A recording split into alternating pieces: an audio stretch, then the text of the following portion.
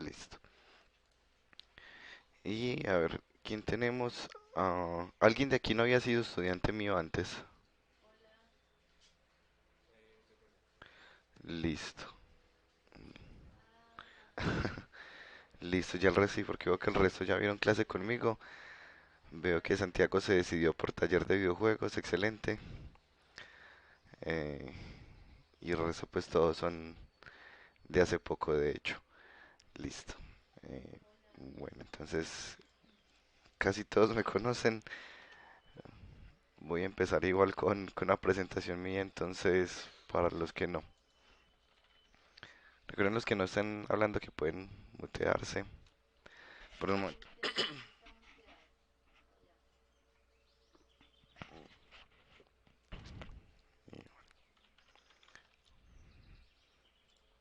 Bueno, lo de esta que ven aquí de la transparencia del fondo, de hecho no es con tela verde.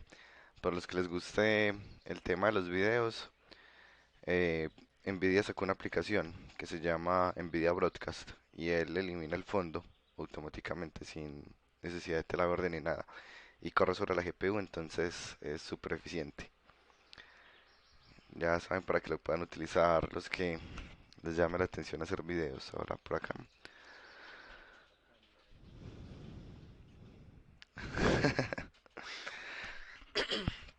Sí, ya luego sigue cuenta de Twitch y aprender a jugar algo porque igual no, no soy bueno en ningún juego actualmente. Listo, bueno, para los que no me conocen, Giovanni Espinal, yo soy ingeniero electrónico, tengo maestría en ingeniería, hice un diplomado en diseño de videojuegos y he hecho pues varios cursos asociados a desarrollo. Llevo ya un ratico en docencia, pues lo primero que hice fue tutor de matemáticas, álgebra y trigonometría en inglés por una empresa de Estados Unidos que se llama Tutor Incorporated, luego fui instructor en Confama, profe en la Universidad de Antioquia 3 años y medio, he dado cursos de posgrado en el ITM y ahorita soy pues como docente interno desde hace 4 años y medio en UPB como coordinador del área de videojuegos. Y pues he trabajado como desarrollador de videojuegos o Game Producer, ya como desarrollador independiente. Estos son algunos de los juegos, pues ya la mayoría se los he mostrado en los otros cursos. Este es moviéndose frente a la cámara.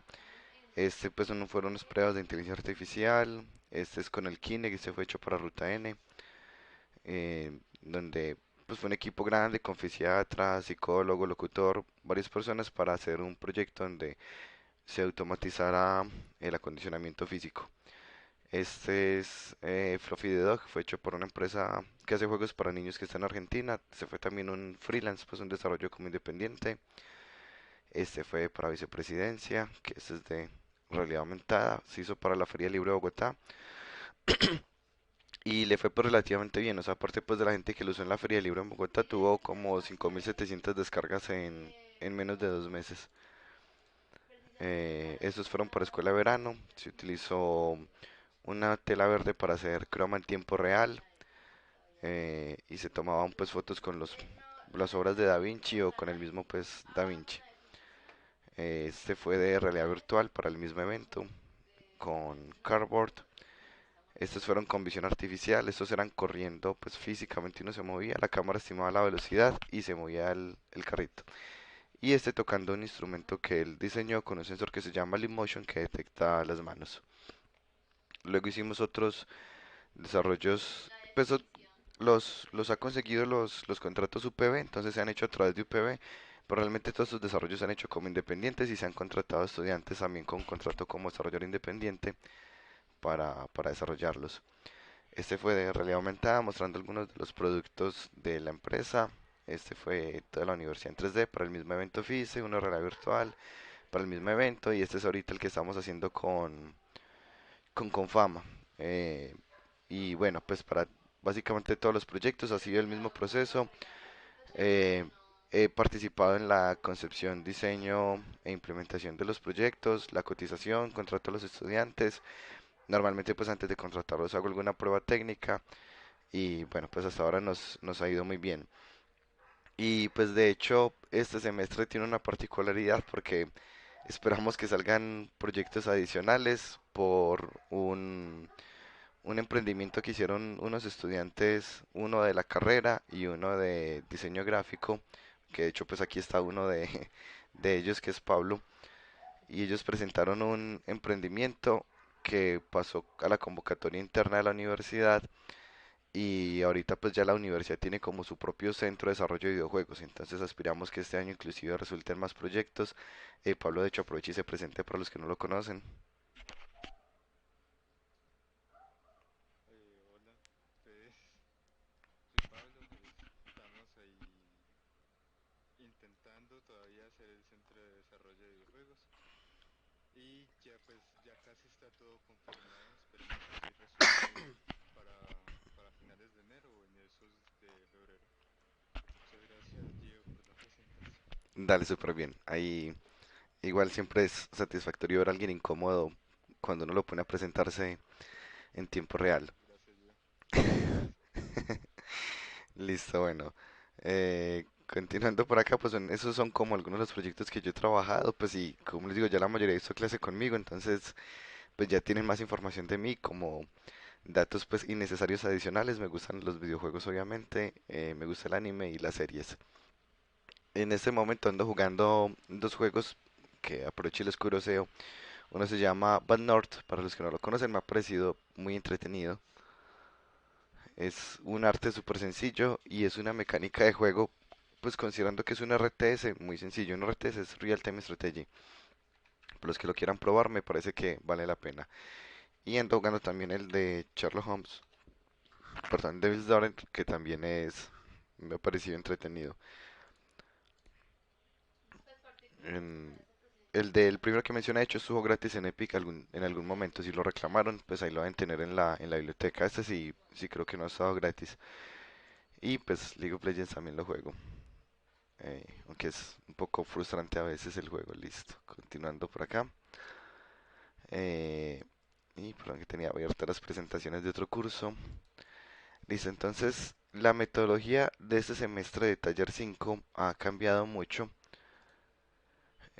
por una razón y es de hecho por, por el SIGA. Entonces pues empiezo por acá y ya empiezo a conectar como lo que les he hablado. Em, bueno, para aclarar a los que no tengan micrófono, recuerden que pueden utilizar el canal chat 001 para comunicarse. Listo. Entonces, bueno, los canales de comunicación está el correo, sin embargo, pues yo siempre prefiero que me escriban por Discord, a menos de que sea pues como algún documento que necesitan que firme o algo así. En ese caso, mejor el correo y me avisan por Discord también. Y otro canal de comunicación que uno a veces no menciona es la calificación a través del SIGA. Esto es importante, oigan, perdón, pongo aquí el canal de YouTube de una vez, que es donde van a quedar las clases, que veo que no lo puse en esta.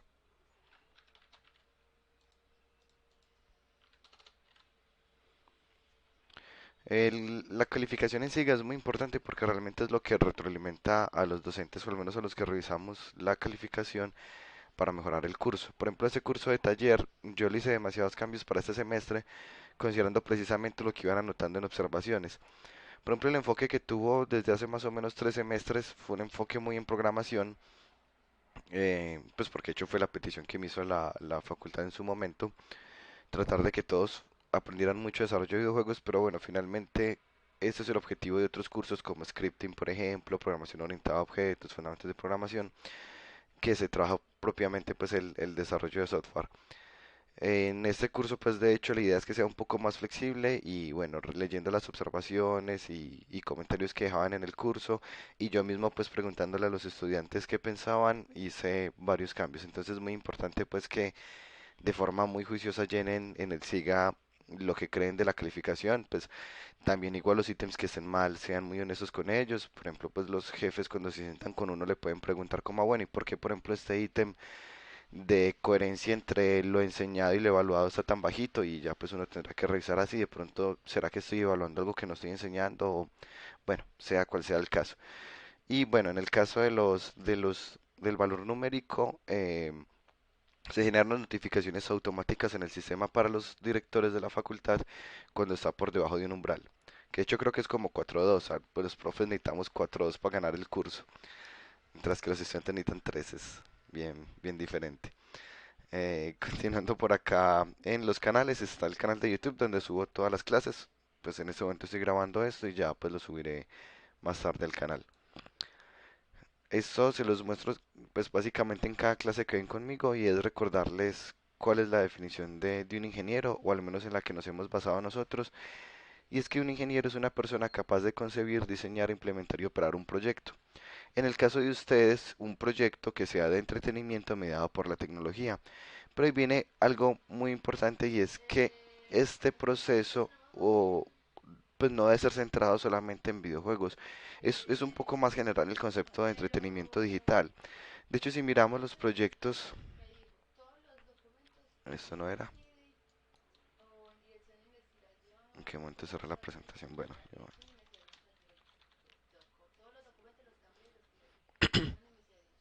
si miran los proyectos en los que yo he trabajado, no son siempre videojuegos, pues por ejemplo algunos son un poco más con aire experiencias que utilizan sensórica, por ejemplo, o que han sido puestos en eventos como Feria del Libro o en eventos como Escuela de Verano. Entonces, aquí digamos que es lo mismo cuando hablamos de nuestro curso de taller de videojuegos de la carrera de entretenimiento digital, que los proyectos deberían ser un poco más abiertos y no solamente videojuegos. Pues al final obviamente cada uno va a tener libertad. Entonces, para ese semestre uno de los cambios que hice es que hay cuatro modalidades de proyecto que pueden participar con sus equipos. Entonces, bueno, pero ¿qué es lo importante? Pues obviamente que todo el equipo esté de acuerdo, no es como que una persona quiere y el resto no, y los obliguen no es el caso ideal nunca. Si los convence es diferente, pues, pero obligarlos no. Entonces, para este semestre vamos a formar grupos y cada grupo va a decidir en cuál tipo de proyecto va a trabajar, si en un videojuego, en un cortometraje, en un videojuego de realidad virtual aumentada o en un prototipo físico. Ya les voy a empezar a mostrar cada una de las modalidades, pero antes de eso me gustaría que tengan claro la parte de los equipos y que llenen pues de hecho los equipos los que no lo han hecho y que entiendan el concepto de los roles. Entonces aquí yo les dejé una tablita con la descripción de los roles y con un espacio para que ustedes mismos decidan cuál es ese rol en el que les gustaría trabajar. Entonces van a encontrar en esta tabla, que ya les voy a, pues ya se las mandé por correo, pero igual ahorita les recuerdo el enlace. En esta tabla van a encontrar el nombre de ustedes y dos espacios para roles posibles. Esos roles vamos a modificar a cualquiera de acá, digamos el de María José. Entonces María José dice, ah bueno, yo voy a hacer gameplay developer como rol principal y mi rol secundario va a ser eh, no, a ver, ¿cuál otro? Gameplay, no, bueno, veo el de, utilicemos el buscador design. El de gameplay designer, aquí está. Entonces ya sabemos que en el proyecto, pues las tareas que va a ejecutar son asociadas a estos dos roles. Asimismo, cuando uno va y arma su equipo, pues voy a venir aquí a armar un grupo de ejemplo. Entonces ya uno va viendo en el equipo de uno qué roles va teniendo, que se no debe quedar de primero. Y pues necesitaré en mi proyecto tener al menos un game producer. Aquí me había señalado el que no era. Aquí, listo. Necesito tener al menos un game producer en el equipo. Necesito tener al menos un tester. Entonces traigámonos aquí. Traigámonos a alguien más aquí. Ah, Manuel. Qué charro. Toca darle clic. Bueno. Y así pues vamos formando el equipo. Asimismo, digamos que al momento de uno elegir el proyecto, traten de ser muy prácticos. Digamos que yo que en mi equipo tengo muchos gameplay developers, de pronto lo mejor sea que mi equipo desarrolle un videojuego. O al revés, resulta que muchos en mi equipo tienen un rol más desde el lado del arte. Entonces de pronto será que mejor que mi equipo haga un proyecto que sea un cortometraje. Entonces dependiendo de los gustos de todos y del tipo de equipo, se van a ayudar a definir cuál es ese tipo de proyecto en el que van a trabajar. Ya voy a empezar a explicar los roles y ya voy a dar ejemplo de los tipos de proyecto. Pero hasta acá es muy posible que hayan dudas. Entonces, ¿qué dudas tienen hasta este momento?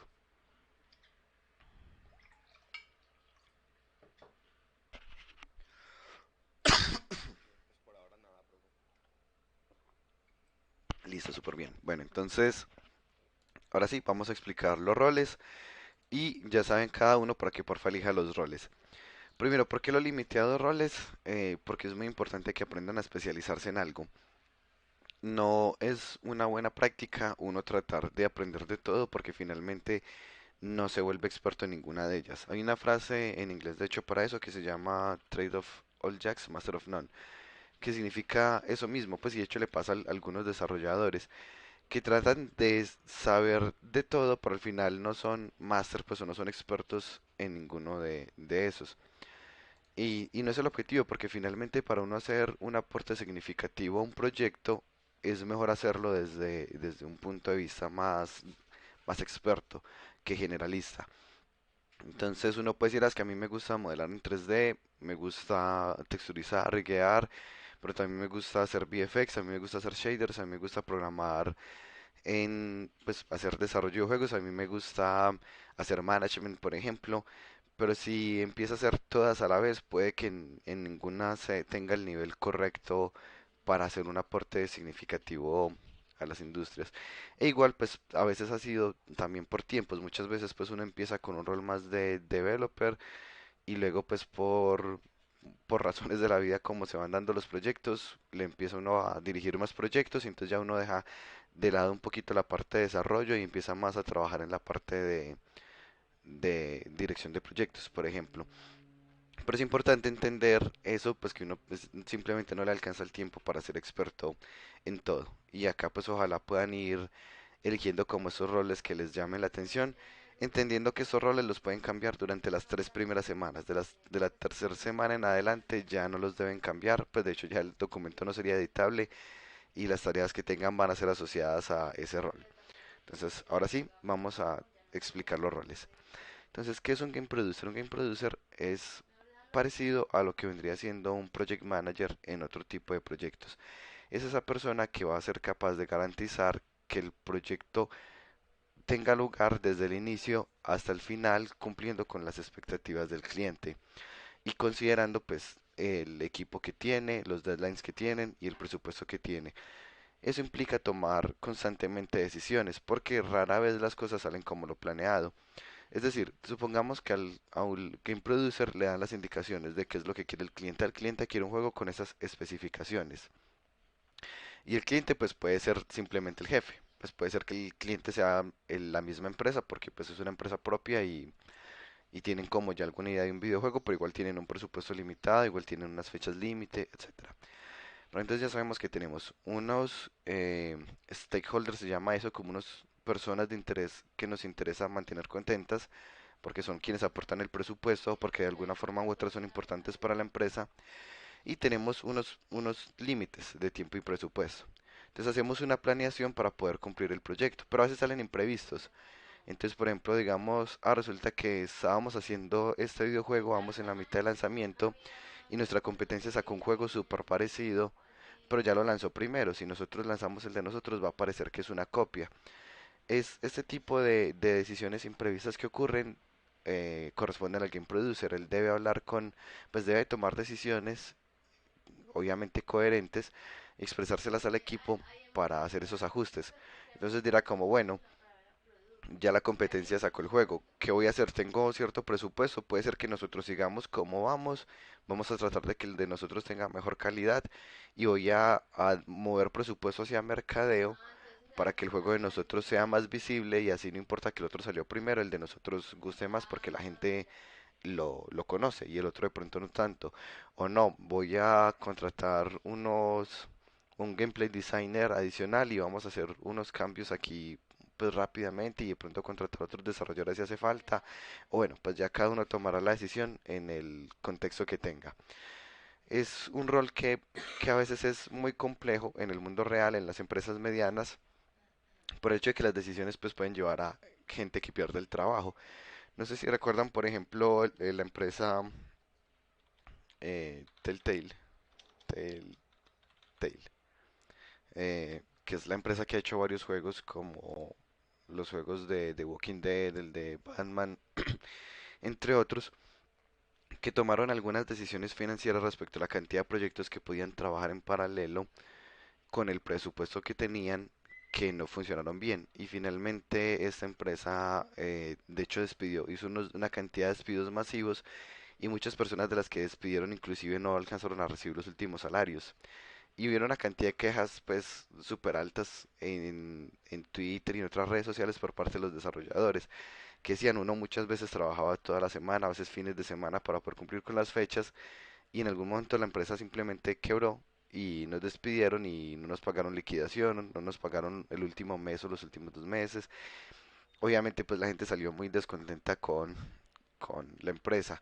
Pero es precisamente porque las decisiones que tomaron no fueron quizás las correctas. Al tratar de trabajar en tantos proyectos, se agotaron el presupuesto que tenían y pues como necesitaban sacar los proyectos para obtener nuevamente el presupuesto, pues no tuvieron esa inyección de capital para soportar el peso que tenían. Entonces son decisiones muy difíciles, son roles que son complejos. Sin embargo, pues tenemos la ventaja aquí que quien tenga el rol de game producer pues es un ambiente seguro, pues no es que vayan a perder el empleo a las personas del equipo. Quizás pues que la nota no sea la esperada y quizás que haga un par de enemigos en la carrera, pero eso digamos que hace parte como de lo esperado en ese proceso de ser estudiante. Bueno, como lo mencioné ahorita, cada equipo debe tener un game producer, que es importante que entiendan que debe tener exactamente un game producer, no dos, porque si hay dos personas diciendo a dónde ir, pero nadie remando, pues tampoco llegan a ningún lado. En los equipos grandes se maneja un rol que es assistant producer, pero pues eso ya es porque el equipo es muy grande y entonces necesito alguien que esté ayudándome todo el tiempo. De hecho, algo interesante es que algunos de nuestros egresados han tenido ese rol de productor y de assistant producer en, en empresas que han empezado a hacer desarrollos grandes. Por ejemplo, tenemos un estudiante que ha estado de assistant producer trabajando muy de la mano del game producer en Dead Monkey y que ayudó a lograr el convenio que hubo entre Dead Monkey más Tiny Build. Tiny Build. Dead Monkey es una empresa pues de acá de Colombia, específicamente pues de Barranquilla, aunque tienen la sede pues acá en Medellín. Y, eh, y empezaron a trabajar con Tiny Build y de hecho pues el egresado del programa de nosotros participó pues como en ese contrato con esta compañía para lograr un convenio en donde Dead Monkey les funcionara como desarrolladores oficiales, por así decirlo. Y pues el rol de ella es de hecho Assistant Producer. Bueno, continuando, perdón, aquí con los roles, tenemos esto es una categoría que se llama productor. De hecho, para hacerlo un poco más coherente, pues me salté unos roles y yo ahorita vuelvo a ellos. Entonces, en la categoría productor tenemos obviamente el Green Producer, pero hay otros roles en esa categoría de productor, que son Marketing Manager, User Acquisition Expert, el analista y el representante de ventas. Entonces, ¿qué hace las personas de marketing? Pues obviamente tomar decisiones respecto a los temas publicitarios. Ellos harán estudios y sabrán entonces cuál es la mejor forma, la forma más eficiente de hacer la publicidad. Digamos que si pensamos un poco en la publicidad ha cambiado mucho de inclusive cuando ustedes estaban pequeños hasta este momento. Si pensábamos antes, por ejemplo, se consumía mucho televisión. Entonces se veía televisión y habían unos comerciales que eran muy generales, pues porque no se sabía exactamente quién estaba viendo televisión, o era un poco pues muy abierto el público y la publicidad pues le llegaba a mucha gente. Pero es una publicidad muy costosa, o sea, pagar un espacio en televisión es supremamente costoso y puede que no sea tan eficiente, porque entonces, no sé, uno estaba viendo televisión y le llega algún programa o comerciales de mascotas, pero uno no tiene, o al revés, pues uno recibe publicidad de algo para lo que uno potencialmente sería cliente. Pero eso ha cambiado mucho, pues con las redes sociales, con, digamos, el uso de datos que uno provee a las plataformas tipo Gmail, pues porque Gmail finalmente igual pues tiene bots para revisar el contenido de los correos y tomar decisiones respecto a qué publicidad darle a uno, por ejemplo, y ellos prestan ese servicio con Google Ads, entonces bueno, ya este rol se ha vuelto un poco más interesante porque ya es saber cuáles son esas mejores estrategias de publicidad con un presupuesto también limitado de acuerdo a ese público objetivo. Y hay un rol que va un poco de la mano de ellos, que es el experto en adquisición de usuarios. Entonces pensemos que nosotros tenemos un proyecto que es de música. vamos a lanzar un juego tipo Osu, por ejemplo, o tipo Just Dance Now. Entonces, nuestro rol como expertos en adquirir usuarios es empezar a tratar, obviamente, de ganar clientes, pero no vamos a empezar de la nada, pues empezamos con los clientes potenciales. Si sabemos que nuestro juego es de música, pues vamos a ir a ese público que le gusta la música. Entonces podemos empezar a unirnos en redes sociales a grupos que estén asociados a música, a desarrollo de videojuegos, a, bueno, a academias de música, por ejemplo, y empezar a participar en los foros, luego a empezar pues a participar mostrando como, ah, bueno, nosotros tenemos este desarrollo, quizá alguien pues lo quiera probar, y son de hecho es una forma de publicidad que es gratis, pues a menos de que lo baneen a uno, pues porque no, no esté permitido en ese tipo de foro o red social, pero es una de las formas pues muy eficientes porque ya uno sabe que está hablando con personas que son potenciales usuarios. Hay otras personas que se encargan de hacer el análisis de mercado. Normalmente eso se hace previo a los desarrollos. Entonces empiezan a leer datos de revistas u otras empresas dedicadas a proveer información. Por ejemplo, tenemos una que se llama Newzoo, que tiene varios artículos gratis para que aprovechen y la revisen, y otra que se llama Adjust, que también es de datos. Mobile Measurement Company. Y sacaron un artículo que se llama Hyper Casual Gaming Report. Entonces, Newzoo saca muchos datos asociados a videojuegos que son bien interesantes para uno leer y aún estos de pago. Tienen varios gratis. Pues las empresas grandes igual pues tendrán sus cuentas obviamente. Pero busquemos alguno por acá. Digamos, miremos acá un reporte de tendencias. Ah, pero yo creo que ese también me tocaría. Sí. Listo, entonces aquí está por ejemplo uno. Bueno, ese fue de un país súper específico. Pero bueno, entonces aquí ellos tienen un reporte de los Emiratos Árabes respecto a videojuegos. Entonces, bueno, ¿cómo es allá el consumo de videojuegos? Pues de hecho, al parecer en Emiratos Árabes, los juegos de consola y de PC son menos populares que los de mobile. En el caso de los juegos de consola, la mayoría de los que juegan son hombres, aunque la diferencia de hecho no es tan alta. Y en el caso de mobile gaming es muy parecida el consumo de videojuegos entre hombres y mujeres. 91% de los jugadores que pagan, pues lo que llaman paying gamers, pues de los jugadores, porque mucha gente juega juegos de celular y nunca le gastan pues un peso ni miran una publicidad al juego, siendo yo de hecho uno de esos normalmente. Pero entonces se clasifican entre jugadores que pues que pagan, inclusive pues hablando de un freemium y jugadores que no. Entonces aquí el 91% de los jugadores que pagan o que gastan dinero lo hacen en in-game items o customización, pues como personalización de la apariencia. Y de esos 32%, el 22% ganaron, bueno, el 22% de las mujeres gastaron dinero adicionalmente en contenidos o expansiones y 32% de los hombres en la moneda de juego. Entonces, no sé, compré 20 diamantes en este juego que luego utilizaré para X o Y razón. Y los juegos de consola al parecer más populares son deportes, pelea y carreras. En consola, en PC, carreras, pelea y FPS, pues shooters, perdón. Entonces, si miramos, supongamos que, bueno, yo quiero sacar un juego y por X o Y razón mi público objetivo son Emiratos Árabes, pues me interesa saber esa información porque yo ya sé que, por ejemplo, en el caso de ellos, pues los juegos de racing al parecer son muy populares, están en el top en las tres categorías. O de una vez yo digo, no, yo voy a hacer un juego de mobile, entonces voy a hacer un juego puzzles porque yo ya sé que es el más popular. Y ya sé que de hecho mobile pues es lo que más están consumiendo ellos. Pero entonces, ¿quién hace este tipo de estudio? Lo hace el eh, analista. Y acá tenemos otras empresas como por ejemplo Adjust, que también da información. Ellos sacaron un reporte que me pareció interesante. Qué raro. ¿Dónde será? Obtener el PDF. Esperen, yo lo busco en el correo.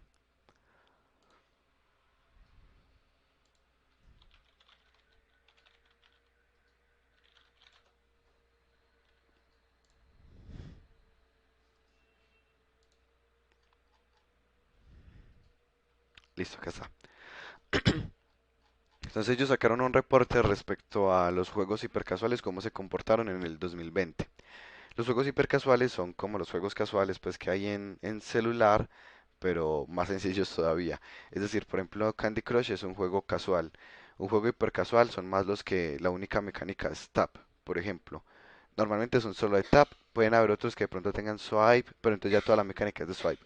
Normalmente no combinan dos mecánicas, son muy sencillos, las partidas son muy corticas, de 2 minutos más o menos, y muy fáciles pues de aprender. De hecho, ni siquiera necesitan tutorial los hipercasuales.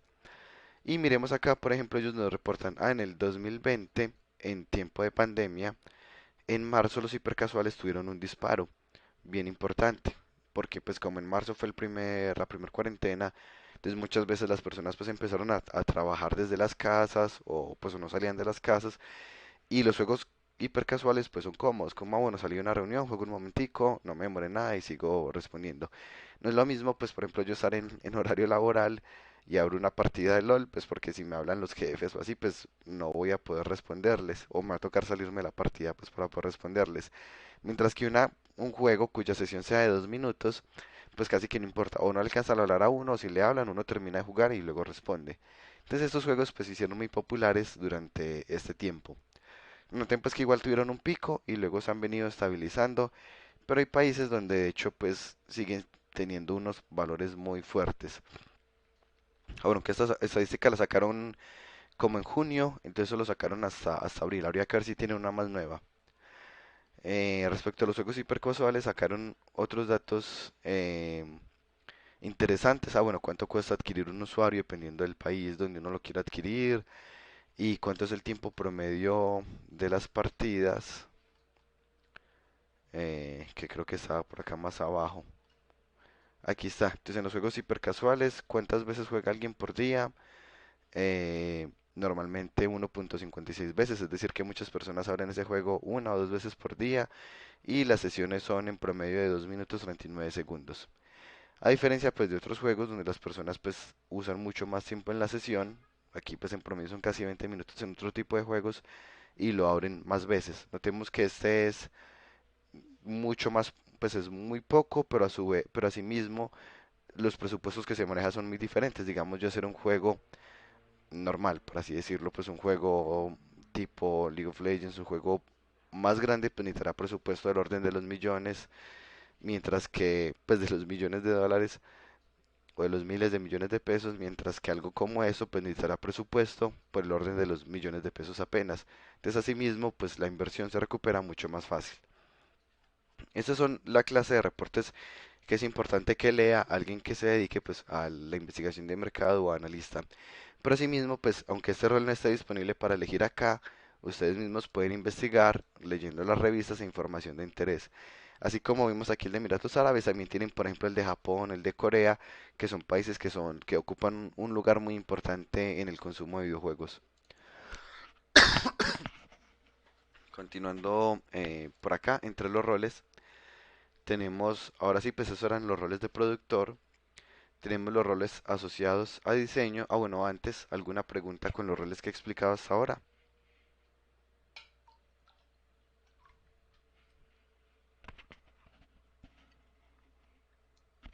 No, bueno. Hay otra categoría de roles que son los roles asociados a diseño. En la categoría de diseño pues tenemos digamos como coordinador de esta área, sería el lead designer y pues cada uno de los integrantes de acá pues responde directamente al lead designer. Él es como el que los coordina y ve por todos. En la categoría de diseño hay uno que es de hecho muy técnico, muy ingenieril, que es el diseñador de sistemas. Normalmente lo contratan, pues tienen empresas grandes, son las que utilizan este tipo de rol. Supongamos PlayStation. Entonces PlayStation, por donde si vamos a sacar una consola, Vamos a analizar las especificaciones de hardware que necesitamos para ser competitivos, manejar un precio razonable, entendiendo que ese es el tipo de juegos, etcétera. Es alguien que sabe mucho, por ejemplo, de software de hardware, dependiendo del tipo de empresa que lo contrate, y es capaz de hacer unos diseños iniciales de acuerdo a las especificaciones del cliente. Pensemos en otros casos un poquito más específicos. Me dicen el cliente, "Ah, yo quiero montar en esta pieza una experiencia en donde la persona entra a la pieza y se proyecta algo sobre las paredes y luego el toque se pare en alguna parte y ocurra, empiece la música o lo que sea. En ese caso, pues el diseñador de sistemas es el que dice, ah, bueno, la pieza tiene 2 metros cuadrados, tiene tantas conexiones de luz, entonces, pero no queremos que los cables se vean por fuera, entonces vamos a utilizar este tipo de sensor, vamos a utilizar conexión Bluetooth o no vamos a utilizar Bluetooth por esta y esta razón, entonces vamos a mandar cables pero por dentro. Bueno, pues ya son unas como decisiones más técnicas de acuerdo a las peticiones del cliente. Y dependiendo del tipo de proyecto, pues este rol existirá o no. En el caso de nosotros, pues el rol no está entre los elegibles, pues porque no es un rol que en el que nos interese ganar experiencia justo ahora. Localization es un rol muy muy importante, pero que normalmente lo provee el publisher. Normalmente uno tener una persona de localization en el estudio de uno sería muy costoso, entonces normalmente lo provee el publisher o se contrata por prestación de servicios, pero no pues como freelance. No es normal uno tener a alguien. El localization es la persona que se encarga de tomar decisiones o dar recomendaciones respecto al lanzamiento cuando es en múltiples lugares. Pensemos que, por ejemplo, yo quiero sacar un videojuego, pero en ese videojuego estoy haciendo un videojuego de cocina tipo Overcooked. Para los que no lo conocen, Overcooked es este. Listo. Y resulta que algunos de los platos llevan carne de res, por ejemplo. Y es lo normal, las hamburguesas y otro montón de platos llevan carne que obviamente es de res. Entonces luego llega el de localization y le dice a uno, ah, pero recuerde que cuando haga el lanzamiento, cuando vaya a lanzar el juego en India, no deben estar las recetas que tengan que ver con carne de res porque puede tener ciertas implicaciones culturales o religiosas allá que va a hacer que la gente no solo no juegue, sino que aparte empiecen a tener cierto pensamiento negativo hacia la empresa y luego cualquier otro juego de nosotros pues vamos a perder un país con una densidad poblacional supremamente alta. Entonces ya uno como game producer tomará la decisión como, bueno, ¿qué vamos a hacer? Ya sabemos que no debemos incluir carne, podemos hacer entonces dos versiones, la versión para unos países y la versión para los países de pronto donde no se come res, inclusive la versión donde no se come cerdo para los países musulmanes, creo que es los que no comen cerdo, pues no hay países musulmanes, para los países donde hay una densidad poblacional de musulmanes más alta. Entonces son decisiones que uno a veces no es capaz de ver porque uno no tiene un conocimiento de las políticas o cultural de los países tan alto como una persona encargada explícitamente a eso.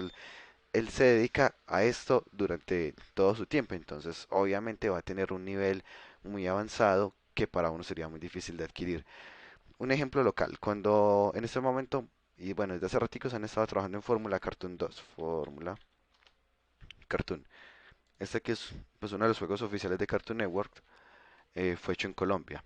Y han estado trabajando en la versión 2 de este juego desde hace raticos. Pero resulta que pues Cartoon Network sigue siendo obviamente el dueño de la propiedad intelectual. Y es la persona o la entidad que les provee el localization a la empresa de acá de Medellín. Cuando estaban haciendo la planeación, uno de los personajes que pensaban incluir era Steven Universe. Pero la persona de localization de Cartoon Network les explicó que si incluían a Steven Universe no podían hacer el lanzamiento en varios países, debido a que en la serie hay un tema de lesbianismo, no sé si de forma implícita o explícita, porque no he visto tanto la serie, inclusive creo que solo es implícito, pero hay varios países donde es un tema mucho más complejo y si incluyen a este personaje, no tienen que incluir a las gemas, con solo incluir a Steven Universe ya es suficiente para que el juego no lo aprueben. Y simplemente uno trata de mandar el juego para ese país y lo vetan. O sea, el juego no va a estar disponible para ciertos países, sobre todo pues países con ciertas ideologías religiosas muy, muy estrictas.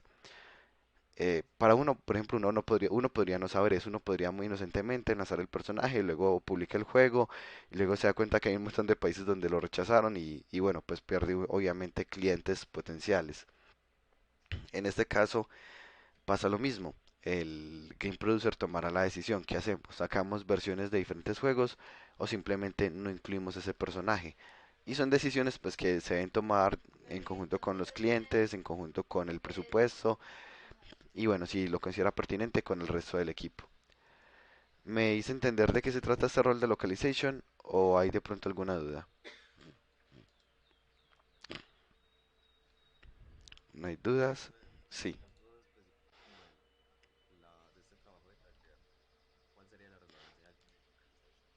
No, de hecho ese no es un rol que esté disponible. Pues cuando van a mirar aquí en los roles, no está disponible localization. Sin embargo, me gusta mucho que ustedes, pues siendo estudiantes que están como todavía mirando muchas opciones, pues yo creo que muy pocos estudiantes ya están seguros como sí, esto es lo que yo quiero hacer cuando yo me gradúe, esto es lo que yo quiero en la vida y fijo estoy para allá. Muchos de ustedes, pues de hecho tenían dudas de cuál línea elegir. Entonces, me gusta mucho como mostrarles los diferentes roles que existen en el mercado del entretenimiento digital. Yo entiendo que no es un rol que vamos a hacer ahorita, pero puede que alguien diga, "Ve, ese rol está muy interesante, yo quiero aprender más sobre él y en algún momento dedicarme a él, porque ni siquiera sabía que existe". Entonces me gusta como mostrarles, claro, yo entiendo que en este momento no tiene relevancia en el proyecto actual, pero entender que existe es importante por varias razones. Uno, porque de pronto en algún momento les gustaría hacerlo. Y dos, porque si alguien está trabajando en algún desarrollo propio, es importante que entienda que necesitará a una persona que le diga que debe tener en cuenta al momento de hacer el lanzamiento oficial. No sé, Santiago, si ahí me hice entender con la respuesta.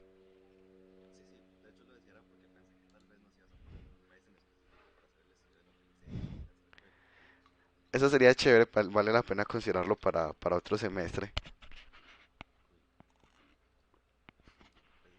Listo, ahora continuando por acá tenemos el Gameplay Designer, que es diferente al Level Designer. El Gameplay Designer es el que se encarga de definir las mecánicas de juego o definir cómo va a ser la experiencia del jugador, de modo que obviamente sea entretenida y la persona pues le guste jugarlo.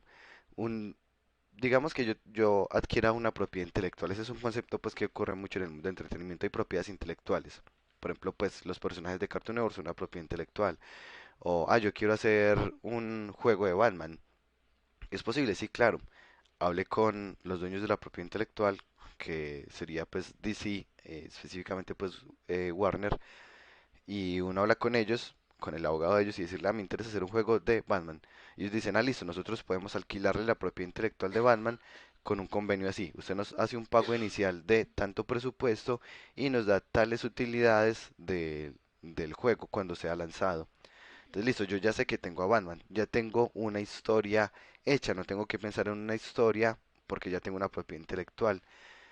Ya lo que haría, por ejemplo, el guionista sería un poco más como enfocarlo en esa línea que me interesa. Entonces yo voy a hacer pues digamos que es muy costoso cada personaje, entonces solo compré la propiedad intelectual. Es más, compré la de Nightwing, que es más barata que la de Batman, y compré la no sé, me olvidó el nombre de interrogante, eh, de acertijo.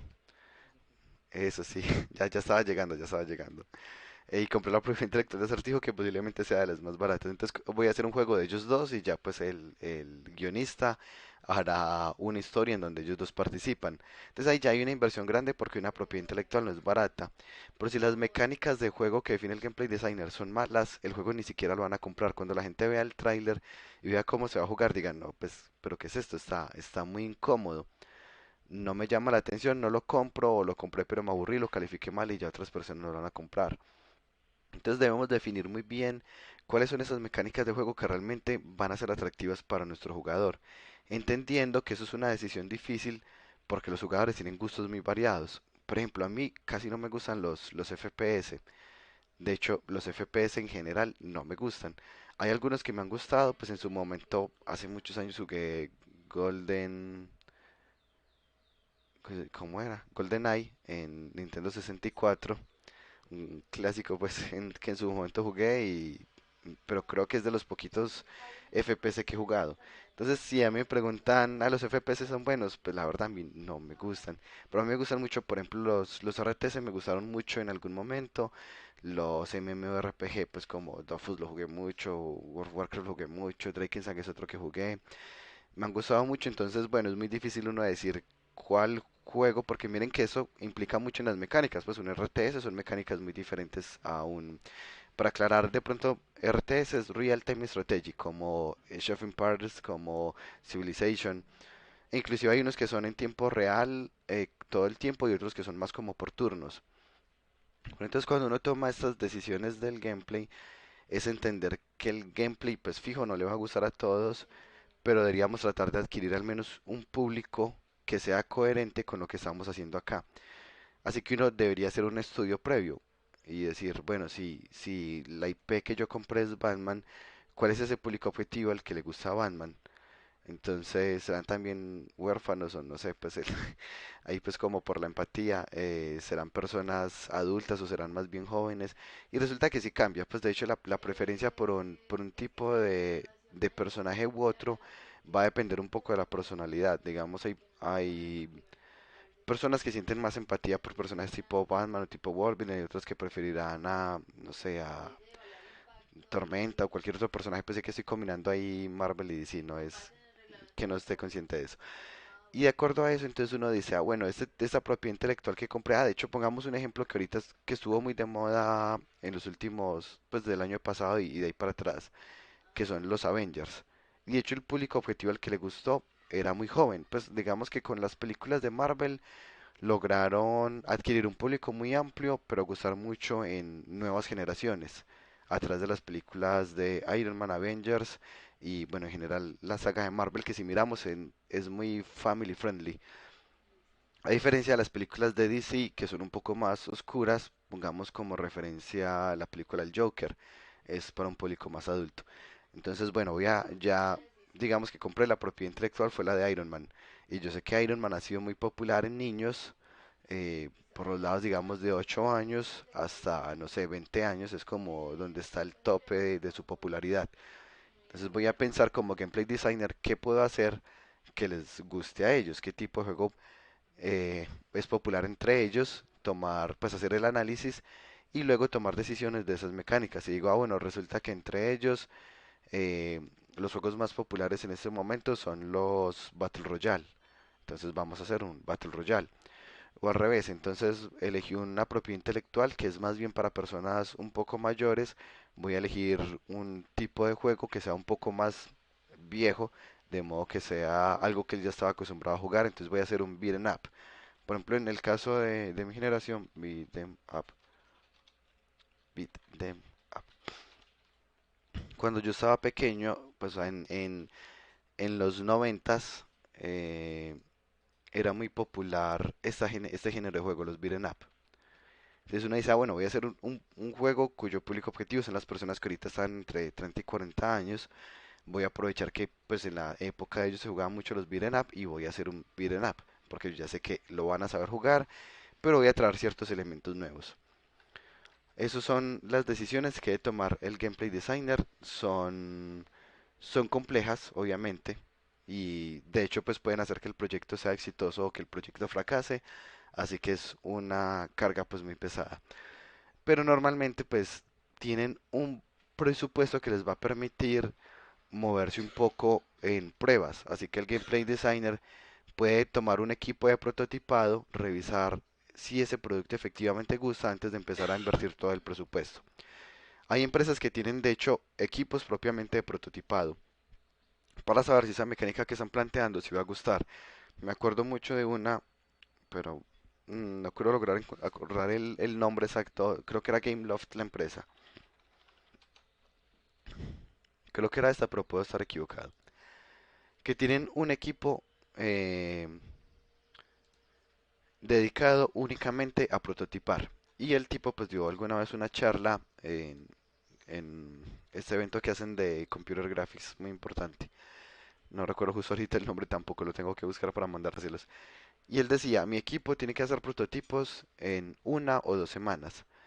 Y ellos lo que hacen es que tienen muchos, compran muchos paquetes del Asset Store, tienen ya muchas cositas que reutilizan, no piensan para nada en optimización. Ellos lo que hacen es plantear una mecánica. Vamos a hacer un juego, eh, un Tower Defense simplificado, pues porque ellos igual trabajan en juegos mobile, que tiene esa mecánica en donde yo solo tengo dos tipos de torre, pero aparte tengo un héroe y el héroe yo puedo jugar con él para ir atacando. Entonces hago el prototipo, trato de gastar muy poco presupuesto, reutilizo mucho, utilizo muchos assets que compré y lo pongo para que lo pruebe el equipo de prueba que tienen. Lo prueban, no sé, 20, 30 personas y dicen, ah, sí, es muy entretenida esta mecánica o no, esto es un fracaso. Y dependiendo de eso, ya ellos se lo mandan al equipo grande. Si el juego gustó, se lo mandan al equipo grande y ya ellos lo empiezan a hacer desde cero, ya con las optimizaciones correspondientes, con el arte final. Pero este equipo de prototipado les ayuda a que las decisiones del gameplay designer pues sean más efectivas. No es como que yo tomo una decisión que luego resulta que fue un fracaso, sino que tengo un equipo dedicado a esto. En el caso de nosotros, pues no tenemos ese equipo de prototipado porque nosotros somos el equipo de prototipado a la vez que somos el equipo de desarrollo y por lo tanto, pues yo lo que les recomiendo es que revisen muy bien entre todo el equipo las mecánicas que está planteando el gameplay designer y las iteren entre ustedes mismos tomando algunos referentes para tomar la decisión. Hay un rol que es diferente, que es el level designer. El level designer toma la información del gameplay designer y hace un boxing del nivel. Pensemos en que el gameplay designer dijo, "Ah, listo, vamos a hacer un juego de Nightwing y va a tener una mecánica principal que es tirando un lazo para colgarse y impulsarse. Piensen como en las habilidades de Camille, de League of Legends. Como sé que no todos juegan, voy a poner aquí el... Oh, bueno, no se puede que todos jueguen. Asumo que no todos juegan. Entonces, esto como esta habilidad que acaba de hacer ahí. Entonces, se impulsa contra una pared y luego sale disparada. Eh, esto. Y esa va a ser, entonces, la mecánica principal que define el gameplay designer es así. Vamos a tener una cuerdita con la que nos podemos pegar de los muros, llegar al otro lado o impulsarnos contra los enemigos. Vamos a poder caminar y atacar. Y la vista va a ser así como esta, así top. Entonces va a ser como un juego en donde voy avanzando, pues explorando. Es un mapa que se explora y esas son las mecánicas. Entonces, bueno, eso ya es lo que definió el gameplay designer. Lo que hace el level designer es con esa información crear un nivel. Entonces empieza a poner unas cajitas que se llama Grey Boxing, donde van a estar ubicados los edificios, otros cubos, por ejemplo, donde van a estar los enemigos, y hace todo un diseño de nivel solo con cajas, pues o cajas, cubos, esferas, lo que sea, pero son con figuras básicas ya que no es el arte final. Y ahí en ese nivel se van a probar las mecánicas de juego para ver que efectivamente sí sean lo que se esperaba, que el nivel sí sea fácil de pasar, que sí tenga, sí cumpla con los principios de flow, en donde es un nivel que va ganando dificultad de forma progresiva, pero le dan un espacio para practicar lo que uno ha venido aprendiendo y otros detalles importantes que hay que tener en cuenta el diseñador de nivel. En nuestro caso, como los equipos son tan pequeños, la persona que sea gameplay designer va a ser a su vez el level designer. No tiene que elegirlo en otro rol, sino que se entiende que la persona elegida para gameplay designer también tiene las tareas de level designer. En este caso, entonces, por ejemplo, aquí Laura eligió el rol de gameplay designer. Ya sabemos que también debe hacer el diseño de los niveles. Continuando por acá, tenemos el guionista que se encarga de escribir la narrativa del juego. Esto es importante pues porque todos se van a pegar a esto como el norte y la coherencia de todo el equipo de arte, así como inclusive las mecánicas, pues deben ir con base en esto. Si uno dice, si el guionista por ejemplo dice así, vamos a hacer un juego que va a tener lugar en, en 1500 y hace toda la narrativa basada en 1500, pues la interfaz de usuario sería muy raro si tuviera un tono futurista. La paleta de colores tampoco debería ser futurista, la paleta de colores pues debería ser pensando en esa época que se seleccionó de 1500. Y asimismo, inclusive las mecánicas de juego pues tendrán que tener en cuenta que ese contexto que se tiene algunos limitantes. Por ejemplo, ya el gameplay designer no puede decir así, hay una mecánica en la que el personaje se viaja en aviones. Entonces él puede sacar una cápsula de un avión e irse volando, pues ya no tiene sentido por esto de acá. Se puede adaptar, claro, entonces ya lo que puedo hacer es que ya lo que hago es que tiro un hechizo y sale un dragón y me voy volando en el dragón. Pero hay que tenerlo en cuenta al momento de hacerlo porque hay algunas que simplemente no van a ser fáciles o no van a cuadrar bien. Continuando por acá en diseño, tenemos la persona que se encarga de diseñar la interfaz de usuario y experiencia de usuario. Normalmente hace un storyboard y ya el equipo de ingeniería junto con el equipo de arte se encargan de que quede bonito y que quede funcional. Tenemos el storyboard artist que es el que ayuda a que en las cinemáticas tengan ya unas guías, inclusive no solo en las cinemáticas, sino en las habilidades de los personajes. Por ejemplo, cuando uno mira juegos como Mortal Kombat, ellos hacen los storyboard artists, hacen el storyboard de los ataques. Entonces uno ve pues así dibujados súper sencillos cómo iba a ser el ataque de Scorpion cuando tira la cuerda, grita Get over here y lo jala.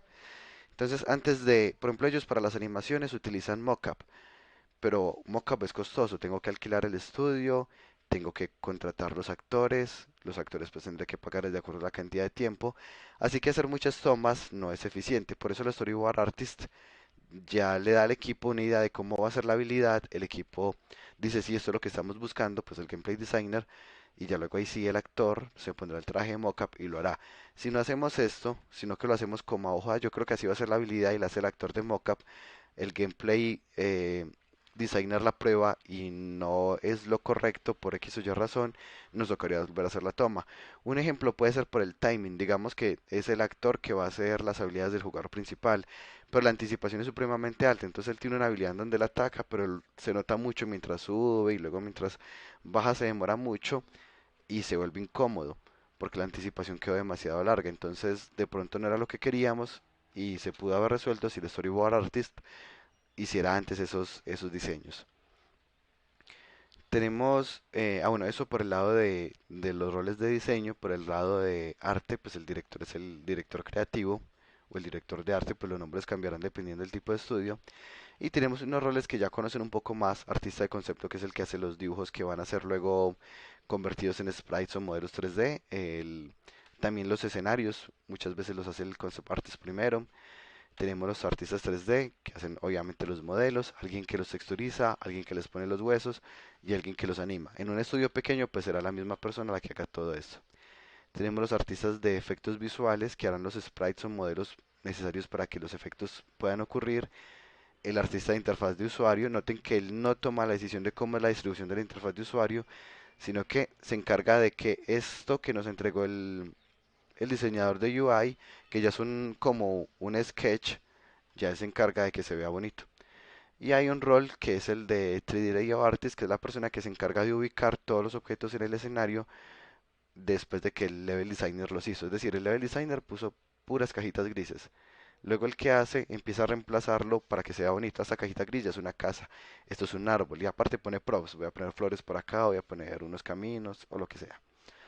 Respecto al área de desarrollo tenemos el artista técnico que es el puente entre los artistas y los programadores, tratando de garantizar que que las decisiones de cada lado si sean coherentes y si se puedan comunicar.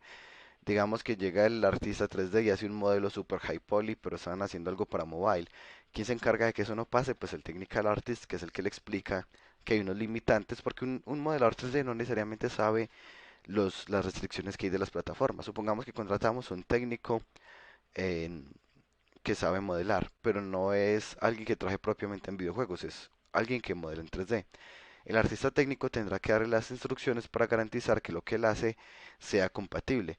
También puede ser que él diga, ah, no, sí, yo hice huesos, pero los huesos de humano los hice de esta forma y resulta que no es compatible con el resto de humanoides que tenemos.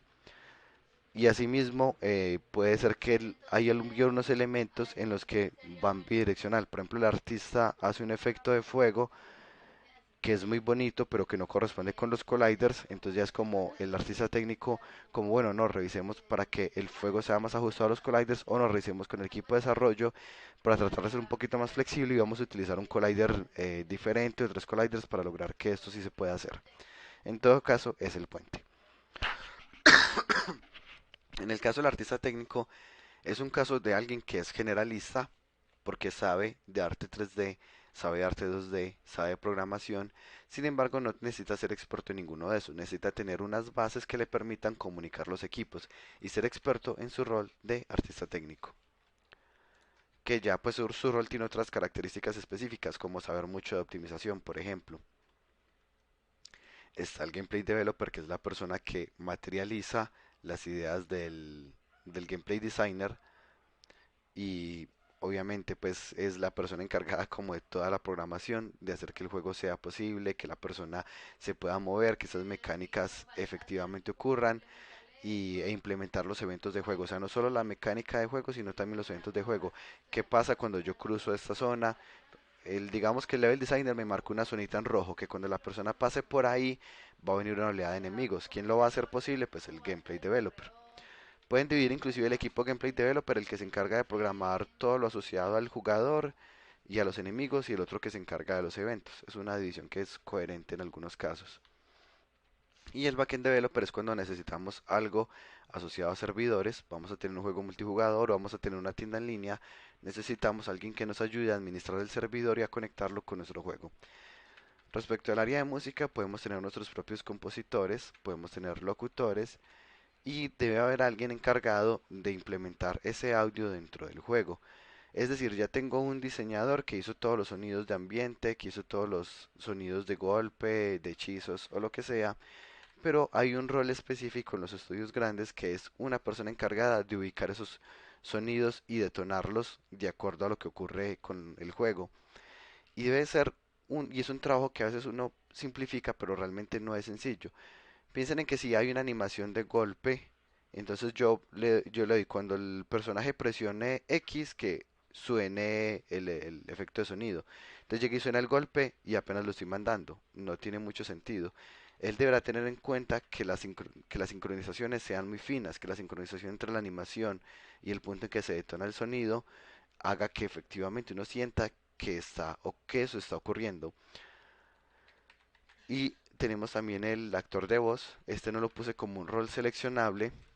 Normalmente es un rol que uno terceriza porque hay pues ya personas dedicadas a eso. Para los proyectos que hemos hecho, por ejemplo los de Bicentenario, el de AYC, lo que hicimos fue contratar un estudio de locución en Bogotá, que ellos recibían el guión y unas especificaciones adicionales y ya ellos nos lo entregaban.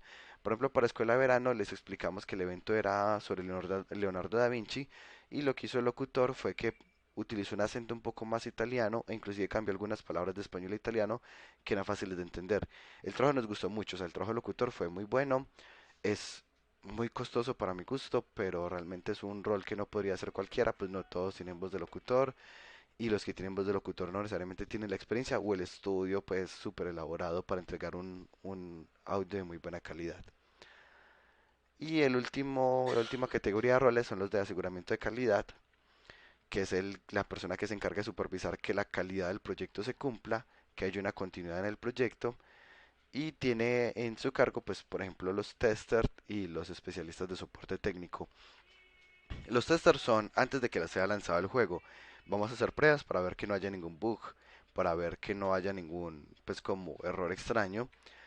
Y lo reportan al supervisor de calidad que ya se encargará de asignárselo, dependiendo del tipo de error, al lead programmer o al artista o inclusive al productor, dependiendo del tipo de error. Pues o a un diseñador, perdón. Y el Technical Support ya sí es cuando el proyecto ya salió, entonces yo tengo una plataforma en donde la gente puede reportar bugs y alguien les atiende el bug, les explica qué pasó, qué puede hacer o le pide ciertos datos para poder solucionar el bug y se lo comunica a él para que ella tome las decisiones. Esos son todos los como las roles y categorías. Aquí hay una versión como más simplificada y aquí están los roles que ustedes van a poder elegir para el proyecto. Pues ya son esta lista desplegable de acá. Entonces, agradecería que en este momento se tomen 3 minuticos para terminar de llenar sus roles y empezar a armar los equipos. Recuerden que cuando un equipo ya esté completo, lo marcan aquí como cerrado. Recuerden que cada equipo debe tener mínimo un game producer. Le quito aquí la negrita de estos, lo pongo aquí. Y un tester. Por ejemplo, en este equipo que estoy viendo acá, no tienen tester por lo que veo. Para que porfa elijan a alguien como tester. Y ya voy a pasarles igual para los que no tengan el documento. Vuelvo y se los comparto por si alguien no lo ha visto. Ah, bueno, de hecho ya está aquí. Está de primeras en el canal de Taller 5.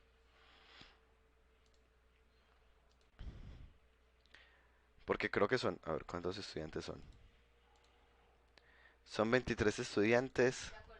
O sea que fijo, hay varios que no han terminado de llenar esto. Pues de hecho aquí se nota que no todos han elegido rol. Recuerden que el rol se puede cambiar durante las 3 primeras semanas. Entonces elijan un rol inicial, pero tienen un poquito más de tiempo para cambiarlo.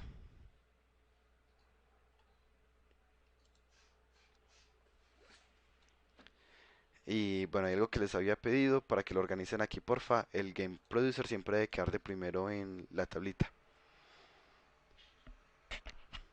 Para que cambien, pero no arrastren la casilla porque de pronto se dañan las fórmulas. Entonces simplemente borre uno y cambia por el otro. Pues cambian ahí Alonso por Pablo. Y pues faltan otros grupos. Si no tiene grupo, pues empieza a armar uno desde cero. Si es un Game Producer y si no, pues mire si le llama la atención ser Game Producer. Y bueno, mientras terminan de elegir, voy resolviendo preguntas. ¿Qué preguntas tienen hasta ahora respecto a los roles? Yo tengo una pregunta, Gio. Sí, dale. ¿Yo puedo ser gameplay designer y gameplay developer al mismo tiempo? Sí, claro, de hecho es muy cómodo, pues porque uno ya sabe qué es lo que tiene que hacer, es una comunicación directa. Ah, perfecto, entonces listo. ¿Qué más preguntas tienen? Profe, no específicamente los roles. Ayer, por ejemplo, estuvimos con el nuevo profesor, Ujú. que es usted. Sí, Nos dijo que íbamos a usar assets, pues que todos íbamos a usar los mismos assets. ajá, ¿Es verdad?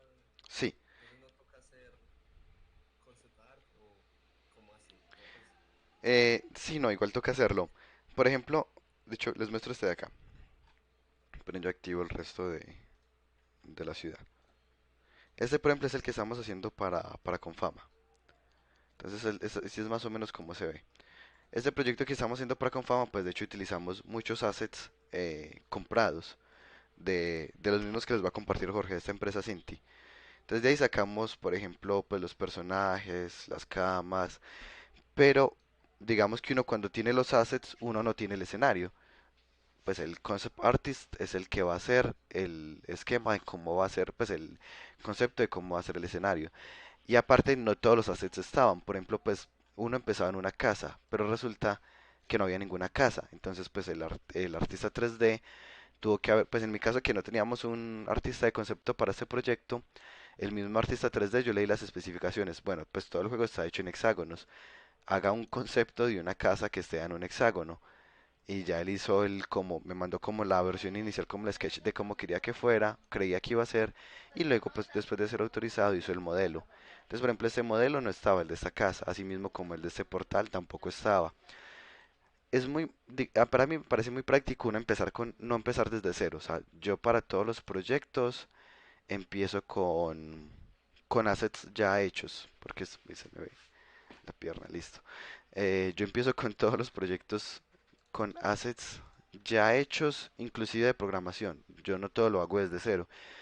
Voy a poner varios ejemplos con este de Confama. Para este de Confama, yo compré un paquete que lo podemos ver aquí en la carpeta que se llama... De hecho, mucho. Pues miren, todos estos paquetes son de la tienda. Todos los que guardo en Third Party. Compré uno para transiciones, compré uno para la base de datos, compré uno este para el movimiento del personaje. Entonces yo ya con este paquete resolvía el movimiento del personaje, porque hacer movimiento del personaje es mucho trabajo. Y dije yo, bueno, para ese proyecto de Confama que tengo poquito tiempo, más bien compro un paquete que ya me resuelva el movimiento del personaje. Tocó hacerle ajustes, claro, pues no era perfecto, pero tenía mucho lo que yo necesitaba. Compramos un paquete para la interfaz de usuario, varios paquetes para el arte, eh, y yo creo que ya pues fue ah bueno, y uno para las animaciones, unas animaciones específicas que no encontrábamos. Bueno, pues aquí era más fácil porque el proyecto pues tenía presupuesto. Y ya las otras cosas pues sí se hacían. Por ejemplo, ¿qué teníamos que definir? ¿Cómo iba a ser el acabado final? Porque dependiendo de eso, pues uno pondrá un postprocesado u otro. Aquí, por ejemplo, el que elegimos fue muy caricaturesco con una cámara ortográfica imitando un poco el estilo de Dofus. Entonces, pues es donde yo doy click voy, es una cámara ortográfica, todo tiene un borde muy marcado y cuando estoy dentro de una casa, pues este fue el efecto que decidí utilizar. Pero si miran, hay muchas decisiones de la línea gráfica que uno debe tomar inclusive cuando uno compra paquetes. Por ejemplo, aquí las decisiones mías fueron, ¿van a haber interiores? Sí. ¿Cómo va a ser la decisión cuando hay interiores? Ah, bueno, yo en mi caso decidí hacer un shader para que se fueran los bordes y el resto por dentro pues fuera como visible, como si hubiera un hueco acá. Aparte pues decidí que las interacciones se marcarían resaltándose el objeto que es interactuable. Entre los paquetes, por ejemplo, habían muchos enemigos. Tomamos decisiones de cuál era el enemigo que mejor se ajustaba para lo que queríamos hacer. Y algunas decisiones, por ejemplo, también de cómo iba a ser el efecto cuando uno toma la caja. El portal como no estaba, pues el portal sí se hizo desde cero, la animación y el efecto pues del portal. Entonces tomar unos paquetes iniciales, pues de hecho sirve como un norte, porque ya uno sabe que todo lo otro que va a hacer, pues debe ser coherente con lo que uno ya tiene. Aparte, pues la distribución, las animaciones. Aquí es muy sencillo, pues lo que se tiene de animaciones. Pero por ejemplo, se tienen unos NPC trabajando. Ah, no me acuerdo si empiezan apagados. Sí, no, ahí están. Entonces algo tan sencillo como esto, igual toma trabajo y toma tiempo hacerlo. Tener los NPCs, tener los audios de gente que está presionando, los audios de eso, que no se eliminan por el hecho de tener unos artes iniciales. Dicho lo mismo, por ejemplo, no teníamos escalas, entonces hicimos estas. Bueno, así es más o menos cómo funcionaría. Con esto respondí la pregunta o todavía hay dudas.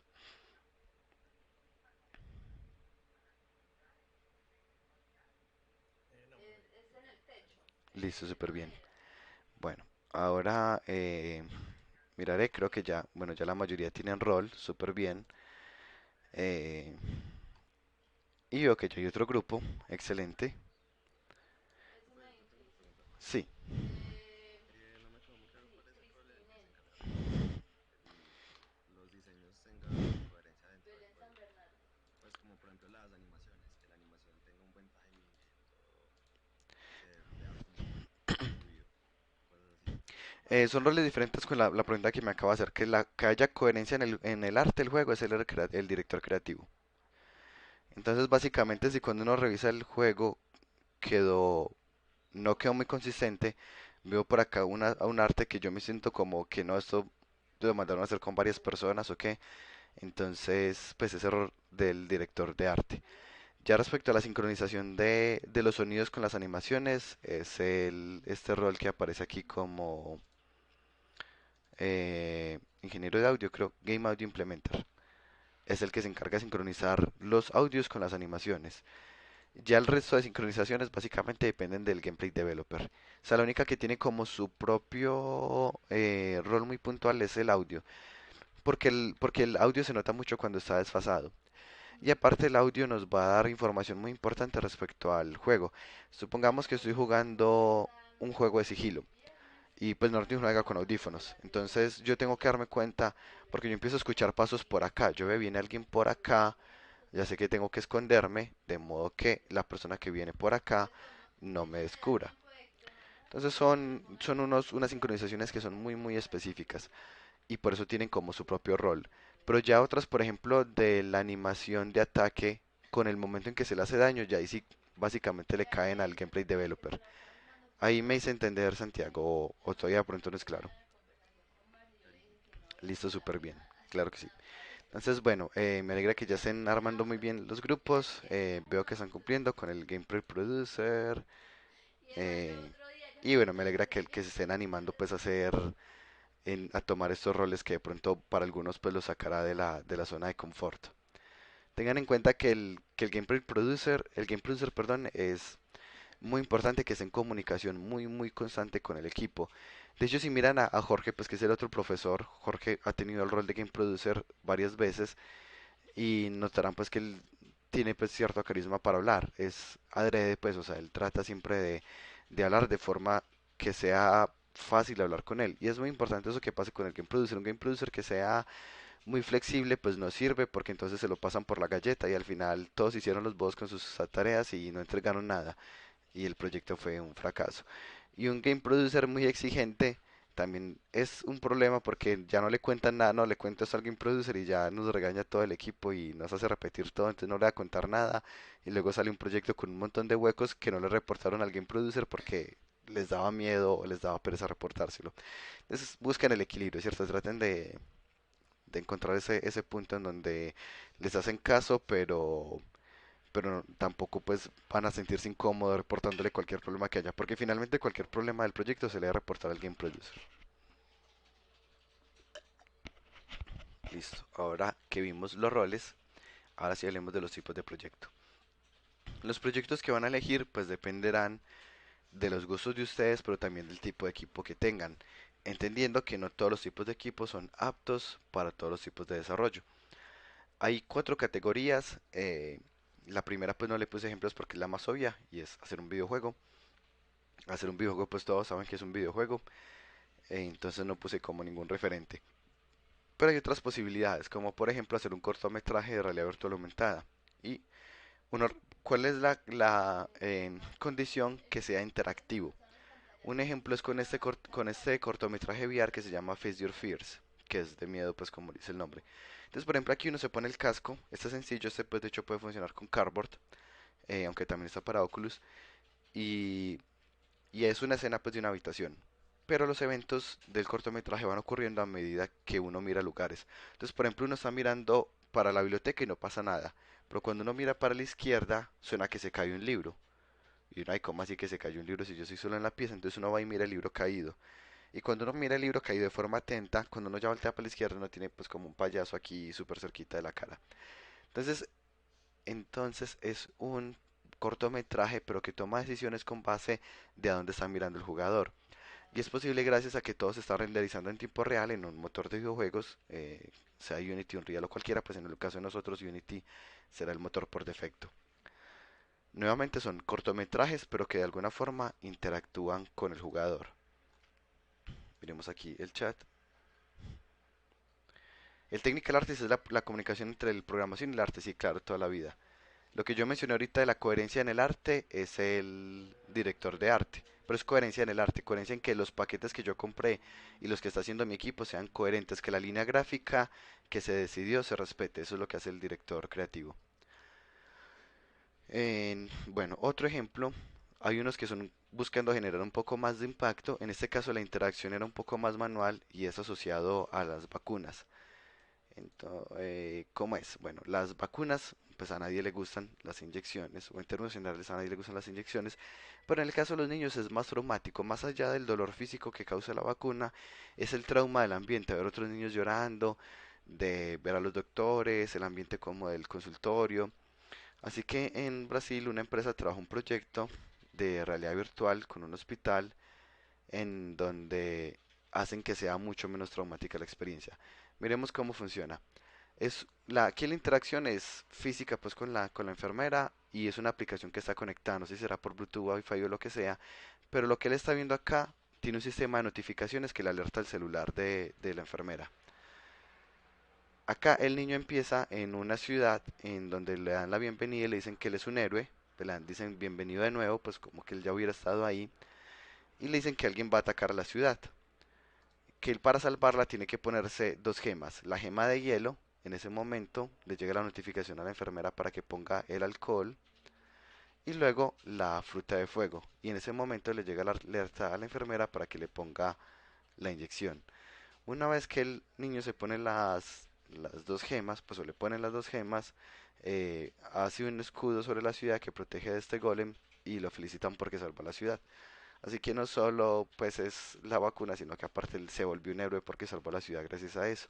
De hecho, en las pruebas que hicieron con esa empresa, pues los niños en términos generales no lloraban, o sea, les fue supremamente bien con el resultado esperado.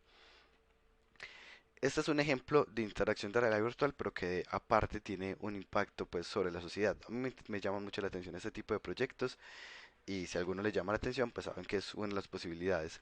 Con realidad virtual se han trabajado muchos, por ejemplo, fobias. Ah, es que voy a trabajar la fobia a las alturas, entonces voy a hacer una aplicación en donde yo lo ponga a la persona en un ambiente seguro, progresivo, en donde primero estoy sobre unas escalitas, como bueno, ahí estoy cómodo. Luego vamos progresando hasta que ya por allá esté en un lugar alto y él diga, "Ah, ya me siento cómodo". eh, Obviamente pues tendrá que ser algo muy progresivo y algo con ciertas medidas de seguridad pues para ese tipo de público. Continuando por acá, también está la posibilidad de hacer un... Ah, bueno, no, alguna pregunta de este tipo de proyecto, de este... Sí, yo. Sí, dígame. Pues yo lo que uno quería hacer algo de realidad virtual, tendría que sí o sí contar con dispositivos de realidad virtual. Sí, pues no, cuando estábamos en el modo presencial era un poco más fácil porque la universidad tiene pues cuatro equipos de realidad virtual HTC y dos Oculus Quest, entonces era más fácil prestarlos. Ahorita con la pandemia entiendo que es muchísimo más complejo. Sin embargo, quiero que entiendan algo y es que lo que estamos haciendo acá es un prototipo. Los prototipos no necesitan estar perfectos, así que pueden utilizar cardboard. Los cardboard son muy baratos. Pues un cardboard en AliExpress vale $3. Cardboard. Es esto en donde yo pongo el celular y el celular es el que está corriendo todo el procesamiento. Y hay otros de plástico, por ejemplo, que venden en Miniso. eh, no apareció lo que esperaba, pero bueno, valen como 27.000 pesos, me valió cuando lo compré. Son como algo como esto. Aunque no tiene tapita, pues ellos venden uno con tapita que es más caro y otro sin tapita que es más barato. De hecho, el que yo tengo es sin tapita y me parece pues que funciona suficientemente bien. Yo entiendo que, claro, no sería la misma calidad visual que si lo hiciera en un casco como en un HTC, pues que va conectado al computador. Sin embargo, como estamos hablando de un prototipo, pues no importa, porque finalmente lo que queremos con esto, que es algo que no les he mostrado, es que el resultado final de este prototipo es, pues, es crear una página tipo Kickstarter. Para los que no conocen qué es Kickstarter, eh, Kickstarter es una página de crowdfunding, los que no sepan qué es crowdfunding, es un sistema en donde uno plantea un proyecto y las personas lo patrocinan. Esa es una forma en la que han salido proyectos muy famosos, incluyendo Cuphead, Variant Me pues de hecho es relativamente popular, y otro juego, por ejemplo el juego de Viernes 13, y otros juegos que han sido populares han salido en sistemas de crowdfunding. El objetivo de nosotros es que ustedes se acostumbren a este tipo de plataformas, sea porque van a hacer un pitch a un publisher o sea porque lo van a poner en una plataforma en donde aspiran a que las personas contribuyan. Pero cuando uno le entrega pues como algo a un publisher, uno no le entrega el juego completo, uno le entrega un prototipo que él pueda probar y decir, ah, esto me gusta, voy a invertir y con ese presupuesto ya si se compran el hardware final o los assets finales. Así que indiferente de cuál elijan, ustedes van a hacer un prototipo. Si miramos acá, ellos muestran un prototipo, bueno, en el caso de ellos pues ya muy bonito, muy elaborado. No tiene que ser tan así y muestran el concepto, el concept art que tienen y hablan ellos mismos explicando como sobre todo lo que están haciendo. Y si a la gente le gusta, pues la gente dará presupuesto. La parte de la entrega final de ustedes es una página web. En la página van a montar el video, van a montar todos los recursos que tengan, imágenes, GIFs, el arte de concepto, los storyboards, todo lo que sea válido, todo lo que sea visual es válido para subirlo aquí a la página, haciendo una explicación del proyecto y un enlace para descargarlo. Pensando en que lo que están haciendo en este momento es un entrenamiento para que cuando vayan a hacer ese ejercicio real con un publisher o con una plataforma como estas, sea mucho, mucho más sencillo. O inclusive si lo hacen súper bien, pues casi que les quedaría ya esto para montarlo de una vez a una plataforma o mandárselo a un publisher con el resto del equipo. Pero entendemos que lo que se hace no es una versión final, o sea, en un semestre, con el presupuesto que ustedes tienen, presupuesto me refiero a tiempo, bueno, y también presupuesto en dinero, no va a alcanzar a hacer un proyecto completo. Entonces decimos, vamos a hacer algo de realidad virtual, hagámoslo con Cardboard y ya luego, si el proyecto gusta y consigue presupuesto, pues lo podemos terminar. $3, sí. Eh, de hecho, por ejemplo, entonces, ¿qué pasa si yo quiero una interacción? Ah, yo quiero interactuar, pero yo no tengo el Oculus que sí tiene, por ejemplo, sus controles. Lo que tengo es un cardboard.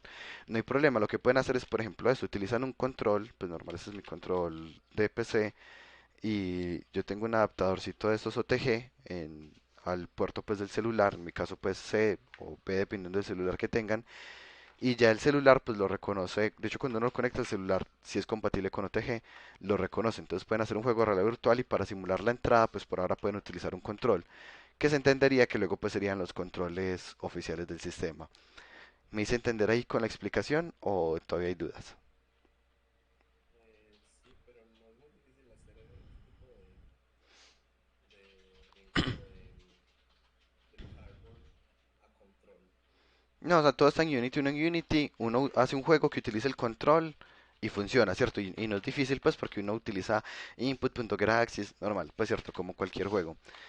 Y luego uno simplemente exporta para Android y esos códigos siguen funcionando, entonces no es problema. O sea, es lo mismo que uno haber hecho un juego de PC, solo que lo exportó para Cardboard. Y para exportar para Cardboard, pues hay unos pasos muy específicos que uno sigue, porque ya Google, pues Google tiene su paquete para Unity. Miren, aquí les muestro Cardboard. Cardboard. Aquí está. Esta es una presentación pues mía y aquí está el paso a paso, pues cómo se configura pues para Android, cómo se configura para Cardboard. Entonces uno tiene que descargar un paquete que está en GitHub, que es oficial de Google. Uno cambia el modo a Android y luego cambia ciertas cositas de... Ah, pero este es viejo, yo tengo uno más actualizado. VR. Pero bueno, son unos pasos y pues yo les compartiría igual la presentación. A exportar a VR, aquí está.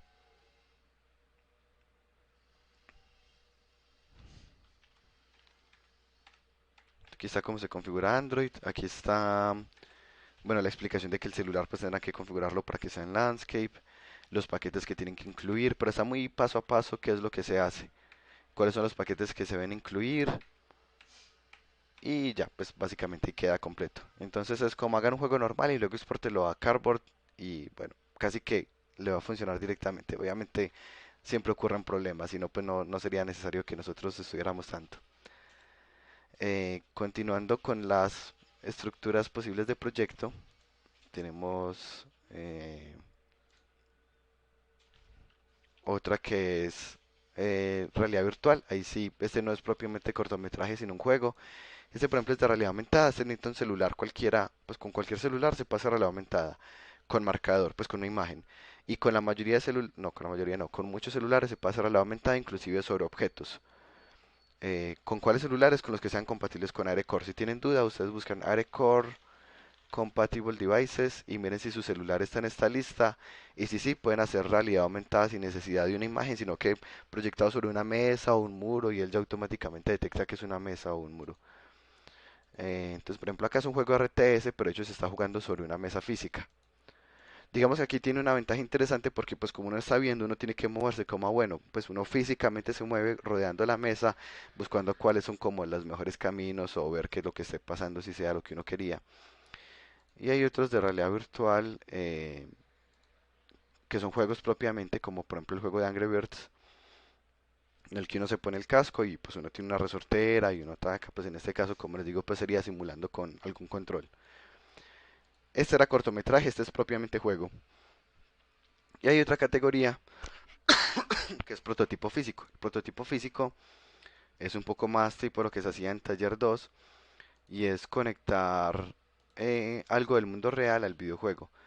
Esta persona, por ejemplo, lo que hace es que pone un carrito de supermercado con el que se controla el juego, que es ir a un supermercado y conseguir papel higiénico. Pues en este se lo sacó en tiempo de cuarentena. Entonces utiliza un Arduino, un sensor de rotación, pues un giroscopio, envía la información a Unity por serial y ya pues esto es capaz de darle la información de la inclinación. Esos son el otro tipo de proyectos que tomen datos del mundo real y los usen en el mundo virtual. Aquí se lo hace también con una bicicleta, el mismo autor. A la bicicleta le pone un sensor para darse cuenta cada vez que da una vuelta, eso se llama un sensor de efecto Hall, que se da cuenta cuando dos objetos están cerquita. El por dentro utiliza un detector de campo magnético y un imán. Entonces le pone esto una parte fija de la llanta y este al radio, entonces cada vez que da una vuelta, él manda un uno y uno le mandaría eso a Unity y pues ya sabe que si dio un uno es porque dio una vuelta en la llanta física y pues se va a mover también el mundo virtual. Eh, y otros son un poco más Bueno, también se puede a través de realidad virtual, pues hay gente que utiliza realidad virtual, pero mapea el espacio físico para hacer interacciones mixtas. O este, por ejemplo, es de realidad aumentada, pero con elementos que conectan el mundo físico, que es el celular, y el mundo virtual. Este ejemplo es viejo, pero me llama mucho la atención. Aquí es un juego en donde uno es un paparazzi y tiene que tomarle foto a ese personaje de acá. La cantidad de dinero que le dan a uno, pues depende de la calidad de la foto. Por ejemplo, aquí le dieron 11, pero le podrían dar más dinero en una foto que sea más cerquita. Por ejemplo, aquí le dieron $420. Pero resulta que si uno se le acerca mucho al personaje, él se enoja eh, y se sube al celular y rompe la pantalla del celular. Entonces aquí se están conectando unos elementos virtuales y físicos a través de esa interacción con realidad aumentada. Y de hecho, pues el personaje, miremos que aquí luego se ajusta a la pantalla y llega y la golpea. Que ahí es donde empieza a hacer pues como fracturar. Y uno físicamente tiene que mover el celular, agitarlo para tratar de tumbarlo. Eso es otro ejemplo un poco más sencillo que entra en la categoría de prototipo físico, en donde se conectan elementos del mundo real al mundo virtual. Esos son los cuatro tipos de proyectos. ¿Qué dudas tienen sobre esto?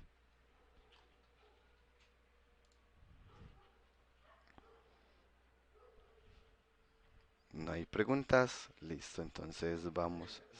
Sí, perdón por preguntar tanto. dale, no hay problema para nada.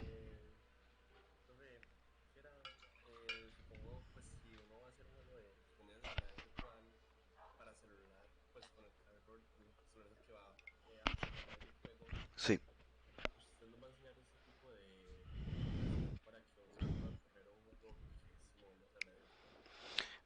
Las clases técnicas se van a ajustar dependiendo de los proyectos que se planteen. Es decir, pues yo empiezo con temas muy generales de cómo se utiliza Unity, de cómo es ese funcionamiento por componentes, pero dependiendo de los proyectos que planteen, que ustedes los plantean en la tercera semana, pues ya yo tomaré decisiones de cuáles son los temas que son más convenientes. Pues porque yo he trabajado, o sea, yo he trabajado con realidad aumentada, he trabajado con realidad virtual y he dado clases de los temas, entonces no tengo problema en dar un tema u otro. Para mí, pues no implica demasiados cambios. Pero si nadie va a trabajar esto, pues para mí no tendría mucho sentido de pronto dar el tema. Entonces, idealmente sí, pero también depende de si alguien lo plantea como proyecto o no. Si nadie lo plantea, posiblemente solo lo haga muy, muy superficial lo que les explique del tema. ¿Alguna pregunta adicional? Profe, además de hacer la página tipo Kickstarter, también se podría publicar el juego ya en un store. Sí, de hecho, o sea, mientras más allá lleguen en la etapa, pues mucho mejor. O sea, si lo publican sea en niche o si lo publican directamente en alguna página de crowdfunding como no, GoFundMe, creo que es social únicamente. Hay otra famosa, no me acuerdo el nombre ahorita, pero claro, pues si la montan de una vez en una real, pues obviamente va a ser válido y va a ser mucho mejor. Pero sí, pues cualquier em, acercamiento a la realidad es lo ideal. ¿Alguna pregunta adicional?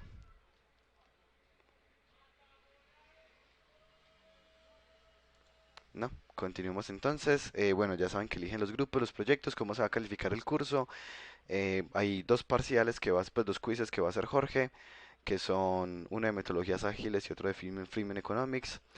En la semana 3 deben entregar la descripción del proyecto. Como les dije, pues asimismo tienen las tres primeras semanas para ajustarse a los roles, porque puede que digan, como bueno, mi equipo al final decidió que vamos a hacer cortometraje de realidad virtual, entonces de pronto no necesitamos tres gameplay developer y algunos de los gameplay developer van a cambiar de rol. O al revés, vamos a hacer un videojuego en donde ya tomamos una línea gráfica porque no vamos a hacer ningún asset, entonces no necesitamos a nadie de arte, sino que vamos a utilizar lo que tengamos y nos vamos a ajustar a eso. Entonces, bueno, pues tienen 3 semanas para ajustar sus roles, garantizando obviamente que quede un game producer por equipo y un tester. Eh, y en la tercera semana entregan algo que les va a explicar Jorge, que se llama un One Pager, que es como un Game Design Document de una única hoja, que es lo que nos va a ayudar a entender a nosotros qué es lo que ustedes quieren hacer. ¿Cómo más se califica el curso? Con el seguimiento. El seguimiento vale el 30%, el proyecto que se califica de forma grupal e individual vale 20% y luego el polish del mismo proyecto vale 15%, el montaje del sitio web y el video 10%. Noten que todo es un mismo proyecto, o sea, todo el curso, exceptuando los quizzes, al 80% del curso es sobre el mismo proyecto. Entonces, obviamente esperamos que sea un proyecto muy pulido.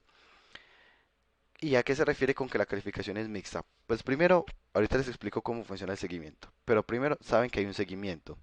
Ese seguimiento va a influir sobre la nota del proyecto. Supongamos, bueno, porque ese semestre no voy a hacer sustentación. Normalmente yo ponía una sustentación que era modificar el proyecto, pero bueno, pues finalmente las modificaciones que yo ponía siempre eran asociadas a programación y siendo un curso de taller orientado a la producción, pues de pronto no es tan coherente. Así que los cursos pues, de programación todavía tienen su sustentación, pues de modificar la programación, pero el curso de taller tiene algo diferente que es el seguimiento. ¿Cómo funciona? La fórmula es esta. La nota va a ser el seguimiento multiplicado por 0.12 más 0.5 multiplicado por el proyecto. Eso significa que si a alguien le fue muy mal en el seguimiento, pero su equipo lo carreó y el equipo logró sacar un 4.6, igual la nota se le va a bajar, porque el seguimiento de él no fue muy bueno. Entonces miremos que el seguimiento va a hacer que la nota del proyecto baje, que es esta de acá, y lo mismo con esta del polish.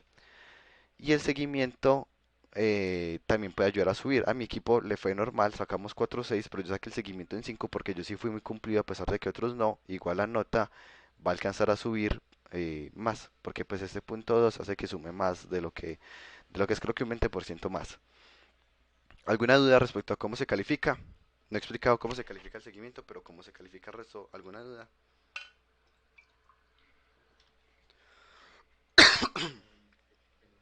Listo, súper bien. Listo, sí, pues igual es una fórmula súper directa. ¿Y el seguimiento cómo se califica? Todos inician con el seguimiento en 5. Y vamos a utilizar algo que se llaman metodologías ágiles, específicamente Scrum. Entonces, cada semana ustedes plantean las tareas de la semana siguiente. Es decir, durante la semana 3 se reúnen con Jorge para planear cuáles son las entregas que van a tener en la semana 4. En la semana 4 se reúnen conmigo en la tutoría y yo reviso que esas tareas efectivamente las hayan cumplido. Luego en esa misma semana 4 pues se reúnen con Jorge a planear la semana 5 y en la semana 5 se reúnen conmigo a revisar esas tareas.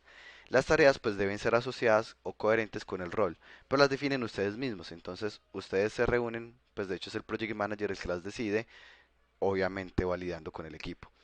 El Project Manager dice para la semana 4 lo que vamos a entregar es esto. El Gameplay Designer va a tener un documento explicando las mecánicas y unos videos de referencia, pero aparte va a tener un prototipo de esta mecánica específica. El Game Producer debe tener en cuenta que las horas que ustedes tienen por semana son 10 horas.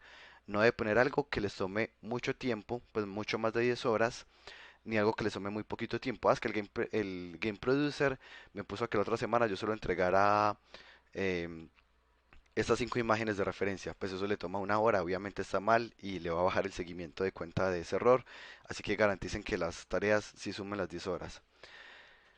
Y esas tareas pues se les van a revisar de acuerdo a unos criterios de aceptación que también se definen. Pues se define como listo la tarea del Game Developer para la semana 4 va a ser tener lista la mecánica de salto.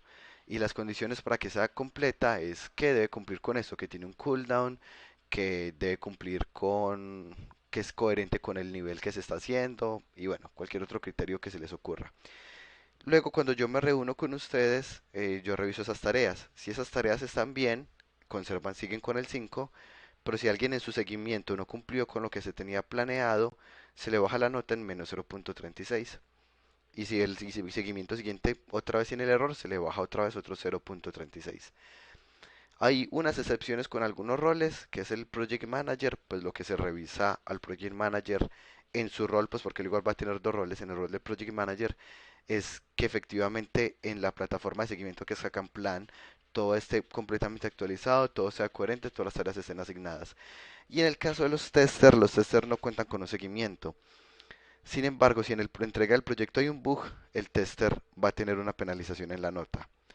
Si el tester logra demostrar que ese bug que nosotros, pues Jorge o yo encontramos, ya lo había reportado y fue el desarrollador el que decidió no solucionarlo, el tester no tiene la penalización, sino que la tendría el gameplay developer. Es un poco por eso pues que posté esta imagen aquí en random, que no sé si ya la hayan visto en la cara de mi casa. está el bug. Entonces recuerden, la penalización va al tester si encontramos un bug. Pero si el bug demuestra, no, miren, este bug está reportado en este documento que está en Hack and Plan. Y miren que yo en Hack and Plan lo reporté por allá en marzo y fue el desarrollador el que no lo hizo. Entonces, bueno, ya ahí es cosa del desarrollador o quizás del game producer porque nunca asignó a alguien a hacer la tarea. Ya se miraría a quién es el que se le baja la nota. Sí, yo también había visto esas imágenes de mi casa, qué pesar. Y el estudio de animación es bueno, no sé, pues el estudio nuevo también es bueno, pero bueno. Eh, Listo, es claro para todos cómo se califica el seguimiento.